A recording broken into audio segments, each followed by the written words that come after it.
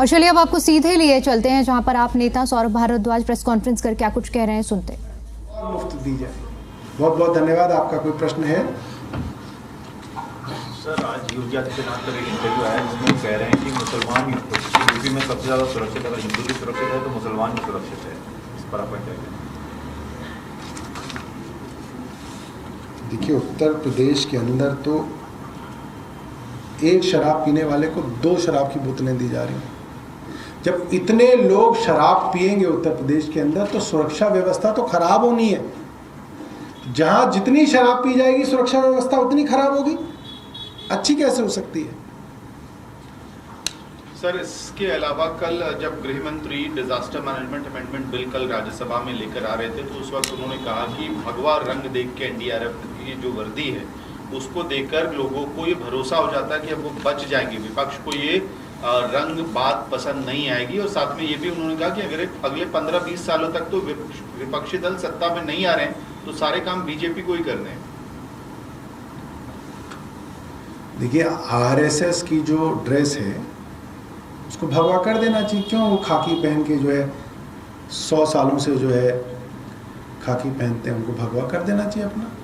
वो अमित शाह जो हैं ये सलाह जो है आरएसएस को दें, उनकी मातृ संस्था है तो वो कपड़े वो पहने। सर, कल बजट भी पेश हुआ है दिल्ली का, 1 लाख करोड़ का बजट दिल्ली सरकार ने पेश किया। इस पर आपका क्या कहना है? देखिए, बजट के अंदर एक बात तथ्यात्मक रूप से स्पष्ट हुई है। भारतीय जनता पार्टी की मुख्यमंत्री रेखा गुप्ता झूठ बोलते हैं। आप सबने उनका वीडियो देखा। जब उनसे पूछा गया कि महिलाओं को 2500 रुपये महीना कब से दोगे, रेखा गुप्ता जी ने कहा सरकारी खजाना खाली है। आपको याद है? खूब वो वीडियो चला था जिसमें उन्होंने कहा आम आदमी पार्टी की सरकार सरकारी खजाना खाली करके गई है। कल उन्होंने खुद अपने झूठ का पर्दाफाश कर दिया। और क्यों झूठ बोला मैं आपको बताता हूं।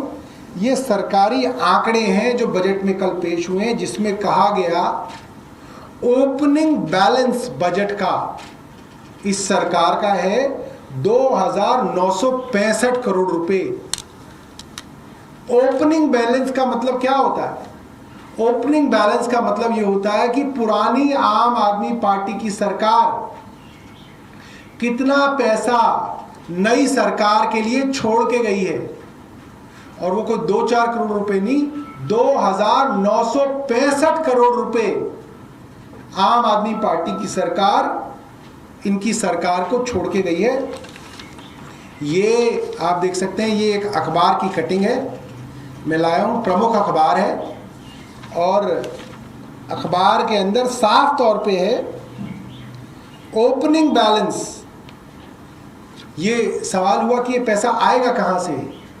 जो 1 लाख करोड़ रुपए की बात की गई है, ये पैसा कहां से आएगा? उसके अंदर जो ओपनिंग बैलेंस है सरकार का वो है 2,965 करोड़ रुपए। हिंदुस्तान टाइम्स की ये जो है ये खबर है।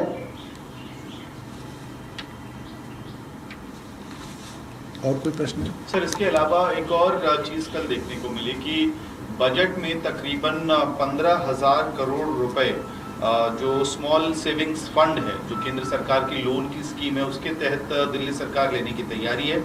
ये वही NSSF फंड है जिसको लेकर पहले आम आदमी पार्टी की सरकार में अधिकारियों ने इसको लेकर रेड फ्लैग दिखाया। ऐसा है कि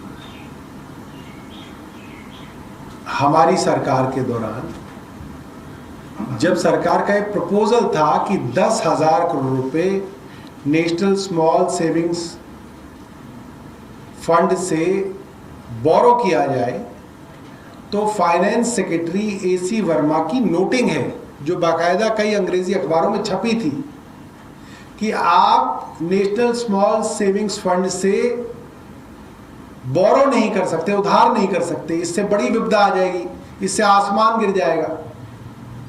वही आदमी आज भी फाइनेंस सेक्रेटरी है, वही AC वर्मा, जिनके ऊपर आरोप लगे तमाम काम रोकने के। आज वही फाइनेंस सेक्रेटरी जो बजट बना रहे हैं उसके अंदर कह रहे हैं हम 10 नहीं हम 15,000 करोड़ रुपए उधार लेंगे। तो साफ तौर पे दिखा रहे हैं कि ये जो बजट है, इस बजट का कोई सिद्धांत नहीं है, और इस 1 लाख करोड़ की फिगर ने ये दिखा दिया कि सरकार के अंदर कोई सीरियसनेस नहीं है, गवर्नमेंट के अंदर कोई सीरियसनेस नहीं है कि वो कोई सच्चाई के आधार पे कोई बजट बनाए। ऐसे मतलब आप ये सोचिए कि काल्पनिक फिगर के ऊपर आपने पूरा का पूरा बजट बना दिया। आपने बोल दिया कि जी पिछली बार 70-76 हजार करोड़ रुपए का पैसा खर्च कर सकते थे, इस बार हम 1 लाख करोड़ खर्च कर देंगे। वो 1 लाख करोड़ किससे आएगा उसके बारे में तो नहीं बताया। व्यापारियों से आएगा क्या व्यापारियों के ऊपर अब टैक्स रेट्स बढ़ाई जाएंगी, उनकी गर्दन दबोची जाएगी। जो व्यापारी कह रहे थे कि वैश्य समाज की सरकार बनी है, रेखा गुप्ता जी हैं, विजेंद्र गुप्ता जी हैं, क्या अब उन व्यापारियों की गर्दन पे हाथ जाएगा? तो सरकार इस बात को स्पष्ट करे। पैसा तो वहीं से आ सकता है, जो 76,000 करोड़ 1 लाख करोड़ बनेगा, जो व्यापारी की गर्दन काट के ही बनेगा या कहीं और से आएगा तो बता दें। कुल मिला के व्यापारी की गर्दन पे ही हाथ रखा जाएगा, ये तो स्पष्ट है। वो बात कहीं नहीं है, मगर वो बात जो है कहीं ना कहीं स्पष्ट है।